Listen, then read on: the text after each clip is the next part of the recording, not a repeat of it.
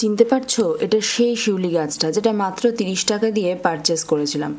প্রথমেই কলার খোসাগুলোকে ছোট ছোট করে টুকরো টুকরো করে কেটে নেব, যেহেতু আমার কাছে লাল পটাশ নেই আর এটা ফুল গাছ এবং খুব তাড়াতাড়ি এর সিজন আসতে চলেছে বলাটা ভুল, প্রায় শরৎকাল চলেই এসেছে, পড়েই গেছে।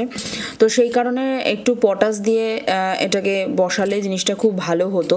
তো আমার হাতের কাছে যেহেতু লাল পটাশটা আমি নেই, তাই জন্য কলার খোসাগুলোকে আমি একদম ছোট ছোট করে কেটে নেব এবং কেটে এগুলো কিন্তু মাটির সাথে ভালো করে মিক্সড করে রাখবো।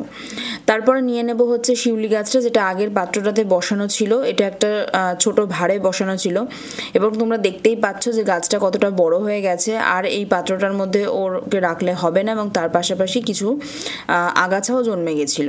তো খুব ভালো করে হাতের সাহায্যে একটা ভারী মানে হাতুড়ি হোক বা একটা অন্য কোনো বস্তু দিয়ে এটাকে আলগা করে নেব। এবং যারা নতুন বাগানি তাদের তো এগুলো করার খুব একটা মানে কি বলবো অভ্যেস থাকে না, তাই একটু ধৈর্য নিয়ে একটু সময় নিয়ে এটা করবে।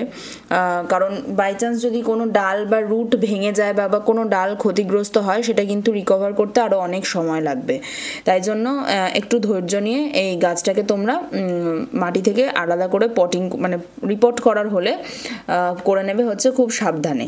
এবং যদি এক্সট্রা কিছু রুট থেকে থাকে, দেখো আমি এক্সট্রা কিছু রুট ছিল সেগুলোকে আমি হালকা করে কাঁচি দিয়ে কেটে দিয়েছি।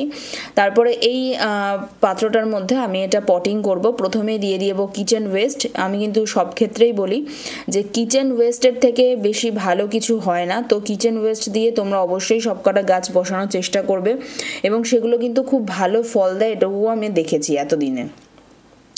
তো গাছটা আমি বসিয়ে দিলাম। আমার মনে হচ্ছিলো গাছটা বসানোর পরে এই পাত্রটা একটা অন্য কোনো মানে টবে বসালে এটা বেশি ভালো হতো, আর একটু বড়।